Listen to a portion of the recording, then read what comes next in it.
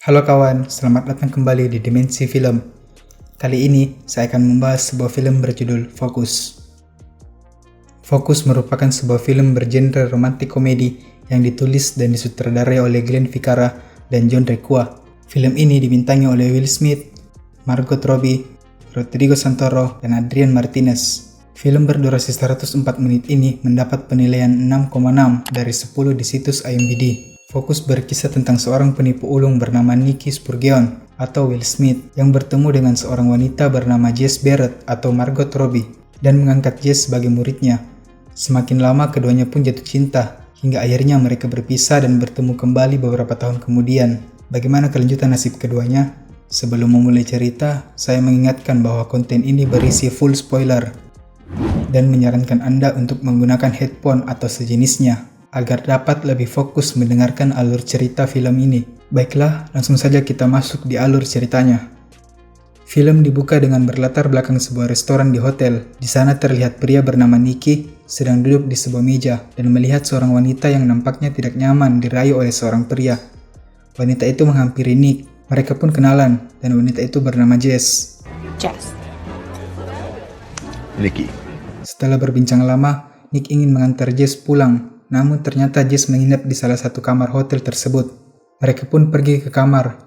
Namun tak lama kemudian, ada seorang pria mendobrak pintu dan mengaku sebagai suami Jess dan menodongkan senjata ke arah Nick. Dengan santainya, Nick mengatakan kalau dia menderita kanker dan langsung menjelaskan kepada keduanya bahwa kalian harus menunggu sampai si pria membuka celana dan memberikan kesempatan pria itu untuk kabur dan barulah kalian bisa mengambil uangnya. Kalian juga tidak akan bisa menipu seorang penipu. Ternyata Nick sudah tahu aksi dari Jess saat mencuri dompet pria di restoran sebelumnya. Scene berlanjut saat Jess berjalan dan dihampiri oleh Nick, yang kemudian mengajaknya untuk meminum kopi sebentar.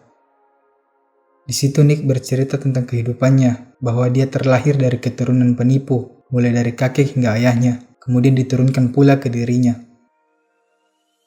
Jess juga bercerita kalau dia seorang anak asuh disleksia dan meminta Nick untuk mengajarinya mengenai trik untuk menjadi seorang penipu. Dan Nick pun mengajarinya. Nick mengatakan bahwa pada intinya ini hanya permainan fokus, mengalihkan fokus korban dan ambil apa saja sesukamu. You take Zumba. I touch you here, I steal from here. I tap you here, I steal from here. You get their focus. You take whatever you want. Scene berpindah ke New Orleans. Di situ terlihat Nicky yang sedang melihat-lihat sebuah gedung yang akan dijadikan markas dalam menjalani misinya.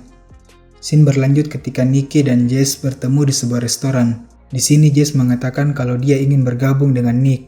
Awalnya Nick menolak, tapi kemudian Nick memperkenalkan Jess ke temannya bernama Horse dan mengajak Jess untuk mengikuti latihan. You're such a dick. Yeah, he gets that a lot. Let's go. Keesokan harinya, Jess pun melaksanakan aksi pertamanya bersama tim di sebuah festival. Mulai dari mencuri lensa kamera, beberapa dompet,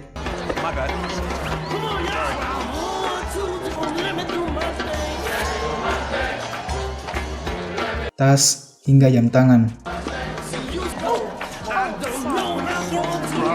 Terlihat juga tugas Nick hanya memantau timnya dari atas balkon gedung. Setelah aksinya selesai, Jess pun diterima bergabung oleh Nick.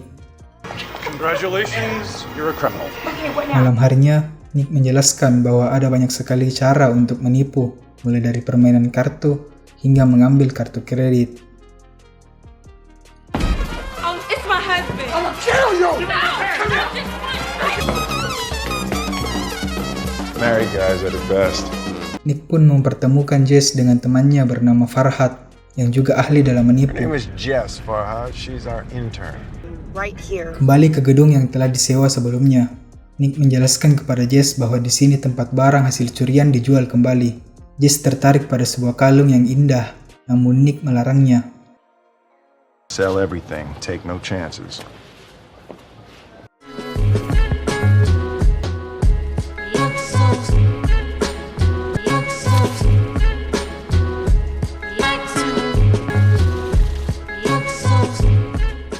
Kemudian Nicky memberikan identitas baru dan kunci kamar kepada Jess. Setelah sampai di hotel, Jess pun didatangi oleh Nick.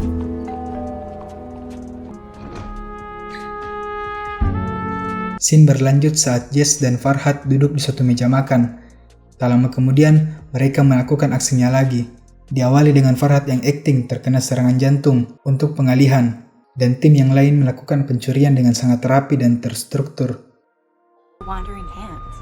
Oh, he was real. Misi kedua pun selesai dengan pendapatan sebesar 1,2 juta US dollar, dan mereka pun merayakannya dengan berpesta.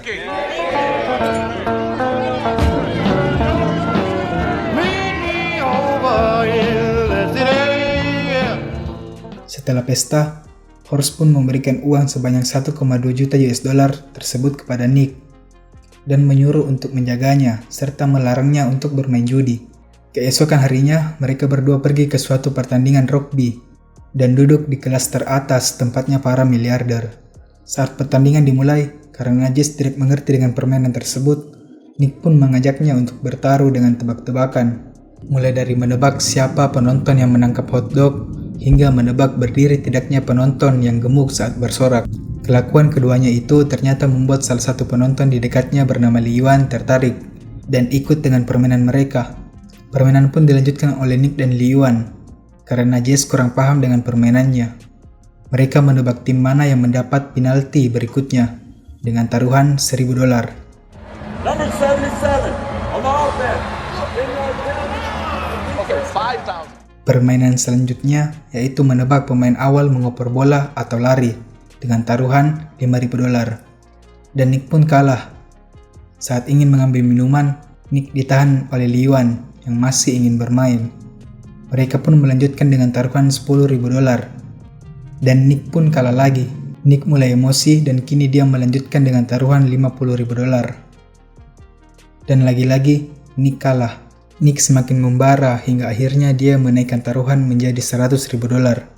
Dan sempat diremehkan oleh Lee Yuan hingga akhirnya Nick memperlihatkan tasnya yang berisi uang yang sebelumnya diberikan oleh Horst. Dan untuk kelima kalinya, Nick pun kalah lagi.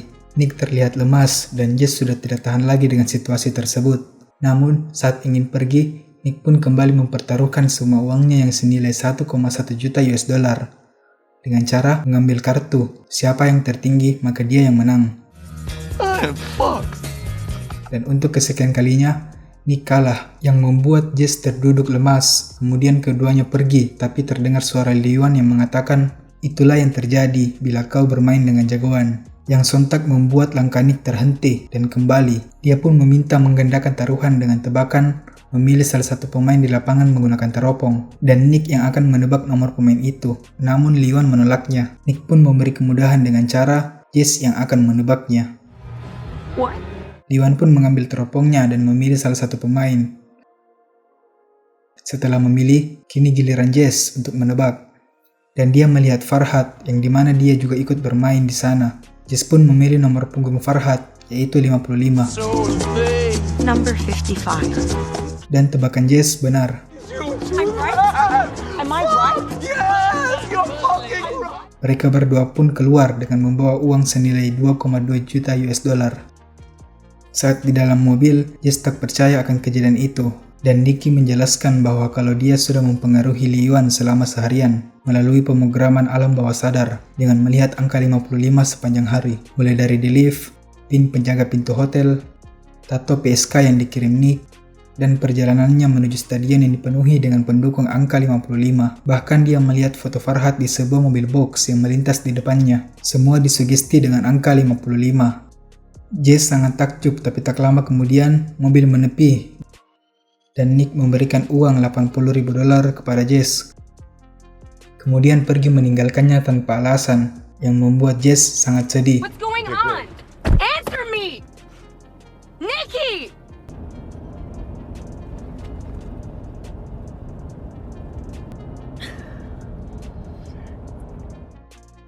Scene berpindah ke 3 tahun kemudian, dan terlihat Nick sebagai salah satu teknisi ajang balap mobil.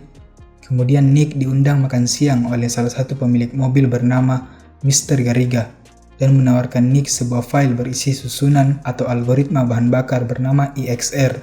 Nick ditawari untuk menjual EXR itu kepada seorang bernama McEwan agar mau menggunakannya, tapi EXR yang dijual adalah palsu. Pengawal Mr. Garriga yang bernama Owen tampaknya ragu dan tidak menyukai Nikki. I didn't warn you. Drama. Malam harinya, Nikki berada di sebuah pesta milik Mr. Garriga. Di sana dia mabuk dan tak sengaja melihat Jess yang telah bersama Mr. Garriga. Dan pikiran Nikki pun kacau hingga dia memukuli Mr. Garriga yang membuat Nikki diseret keluar ruangan. Hey! Garriga!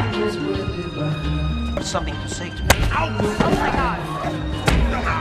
Why are you punching? Stole from me! These are your keys. Mr. McEwan would like to have lunch. Information is on the card. Sebelum lanjut, saya jelaskan terlebih dahulu bahwa Nick memukuli Mr. Garriga adalah sebuah rencana yang mereka bicarakan saat makan siang untuk menarik perhatian dari McEwan targetnya. Oke, lanjut. Keesokan harinya di atas kolam renang, Nick bertemu dengan McEwan dan menawarkannya EXR. Perbincangannya terganggu karena Nick melihat Jess dan Mr. Garriga sedang bermesraan. McEwan pun sepakat dengan tawaran Nick yang menjual EXR dengan harga $3 juta. Di sisi lain dari kolam renang itu, Nicky bertemu dengan Jess dan meminta Nicky untuk menjauh darinya karena Mr. Garriga merupakan orang yang sangat cemburu dan berbahaya. Scene berpindah saat Jess berbelanja di sebuah toko. Dan ketika hendak menaiki mobil, dia melihat seorang nenek menjatuhkan tasnya. Jess pun mengambilnya dan tak bisa mengejar nenek itu karena bisnya sudah pergi. Jess pun memeriksa dompet nenek itu untuk mencari alamat dan hendak mengembalikannya. Setelah mendapatkan alamat nenek itu, Jess pun masuk dan kaget. Ternyata di situ ada Nikki. Rupanya semua itu rencana dari Nikki. Mereka berdua pun duduk dan berbicara sebentar di situ. Nikki meminta kesempatan sekali lagi kepada Jess dan memintanya untuk kembali, namun Jess menolaknya dan mengatakan bahwa dia sudah bahagia. Keesokan harinya, Nikki menyuruh Farhad untuk bertemu dengan Jess. Setelah bertemu, karena sangat akrab, Farhad pun coba membujuk Jess untuk kembali ke Nikki dengan memberikan kalung yang ia dambakan dulu. Setelah itu, Jess pun bertemu dengan Nikki dengan menggunakan kalung pemberian Nikki tadi. Di sini Nikki juga meminta Jess untuk percaya lagi kepadanya. Ketika ingin kembali, Jess langsung dihadang oleh sebuah mobil yang merupakan anggota dari Mr. Garriga.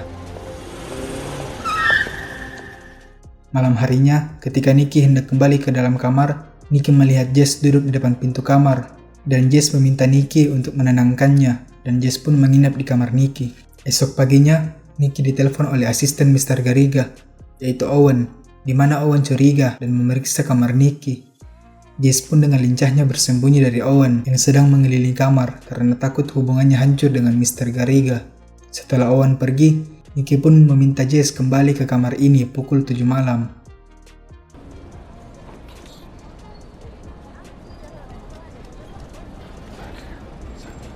Nikki pun menemui McEwan yang akan membeli file EXR itu. McEwan memberikan sebuah tas berisi uang kepada Nikki, dan Nikki mengcopy file EXR kepada McEwan. Nick pun menjual file tersebut ke para pemilik perusahaan mobil balap ternama dan menjualnya dengan harga yang sangat tinggi. Who needs luck? Friends like you who needs luck. Friends like you. With friends like you who needs luck. Wish you the best of luck. With friends like you. Cara Nikki mencuri file EXR milik Mr. Garriga akan dijelaskan di akhir film, karena ternyata file yang dijual Nikki merupakan file asli. Malamnya, Nikki kembali ke kamar dan menunggu Jess untuk pergi bersama membawa uang hasil penjualannya itu. Tapi karena lama menunggu, Nikki pun memutuskan untuk pergi sendiri. Namun, Sorry I'm late. mereka berdua pun pergi bersama. Di sisi lain diperlihatkan pria bernama Gordon yang sedang mengendarai mobil. Dia merupakan anggota dari McEwan pada saat transaksi tadi. Gordon tiba-tiba menancap gas mobilnya dan menabrak Nikki dan Jess.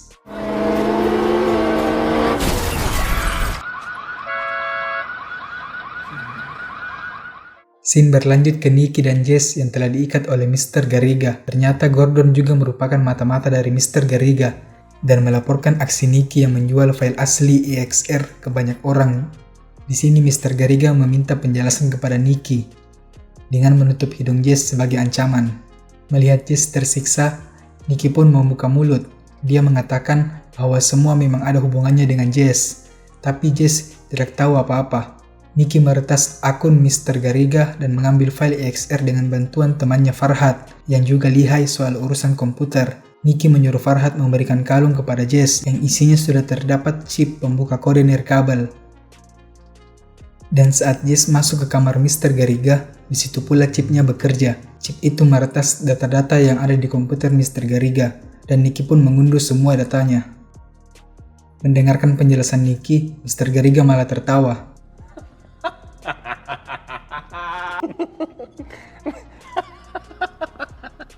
Jess juga menjelaskan kalau dia tidak mencintai Mr. Garriga dan hanya ingin mengambil jam tangan miliknya. Selama ini dia hanya memanfaatkan Mr. Garriga.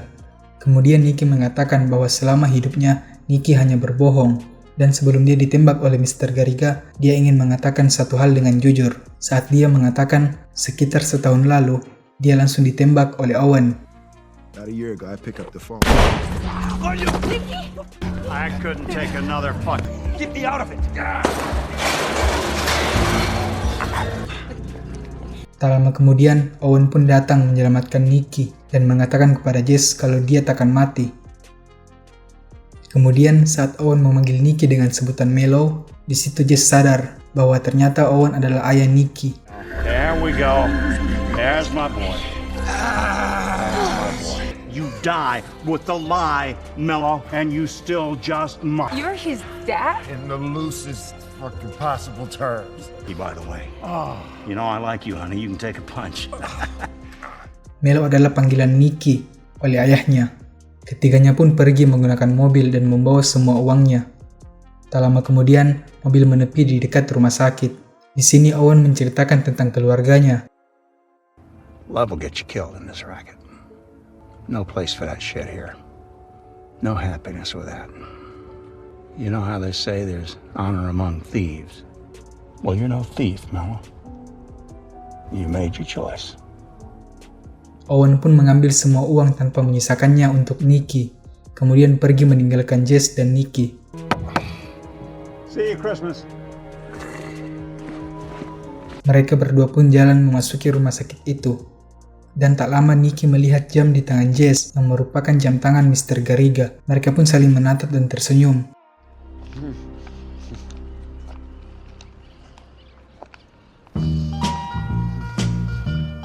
Film pun berakhir. Dan kesimpulannya, menurut saya film ini memiliki alur yang cukup baik dan plot twist yang cukup mudah untuk dipahami. Untuk pemeranan karakter juga sangat baik, terlebih untuk Nicky dan Jess, atau Will Smith dan Margot Robbie. Chemistry keduanya sangat dapat, dan tentunya itu hal yang wajar, mengingat keduanya memang bintang papan atas. Dan karena keduanya juga pernah bermain bersama di sebuah film ternama, yaitu Suicide Squad. Dan untuk Anda yang mencari film dengan bumbu romantik dan komedi, saya menyarankan Anda untuk menonton film ini. Sekian dari Dimensi Film, sampai jumpa!